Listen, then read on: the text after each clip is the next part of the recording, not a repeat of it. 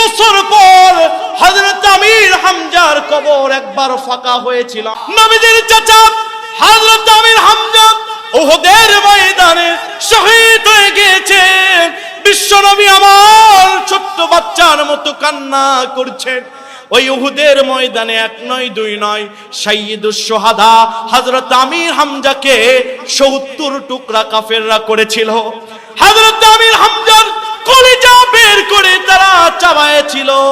শুধু তাই নয়, লজ্জা স্থান পর্যন্ত ৩ টুকরা করেছিল। হযরত আমির হামজার লাশগুলো তারা নিয়ে আশেপাশে ছিটায়া দিয়েছিল। বিশ্বনবী আমির হামজার লাশ যখন খুঁজতে বললেন, অনেক টুকরা পাওয়া যায় না, আবার অনেকটা পাওয়া গিয়েছে। নবীজি নিজের ঘাড়ের চাদর দিয়ে আমির হামজার লাশটার উপর চাদর দিয়েছে। আমির হামজা রাদিয়াল্লাহু তাআলা লম্বা ছিল, চাদর ছোট হয়ে যায়, মাথার এক পাশ বাড়ায় অথবা পার এক পাশ বাড়ায়, অনেক টুকরা এখনো বাকি আছে। হযরত আমির হামজাকে কবর দেওয়ার পরে ৩০ বছর পর হযরত আমির হামজার কবর একবার ফাঁকা হয়েছিল। আমার ভাইরা, নবীজি আমির হামজার লজ্জাস্থানে ৩ টুকরার 2 টুকরা পেয়েছিল। এই 2 টুকরা সহকারে কবর দিয়েছে।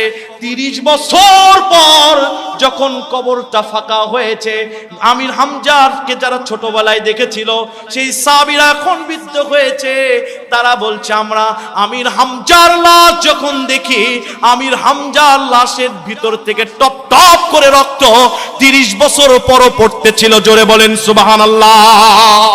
কোরআনুল কারীম আল্লাহ রাব্বুল আলামিন সূরা ইমরানের ১৬৯ নম্বর আয়াতে বলছেন, ওয়ালা তাহসাবান্নাল্লাযীনা কুতিলু ফি সাবিলিল্লাহি আমওয়াত বাল আহইয়াউন ইনদা রাব্বিহিম ইউরযাকুন।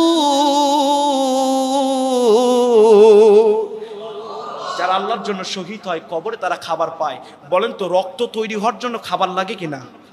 আমির হামজা কবরে খাবার পাচ্ছিল। শহীদ হলে লাভ, কবরে খাবার পাবে।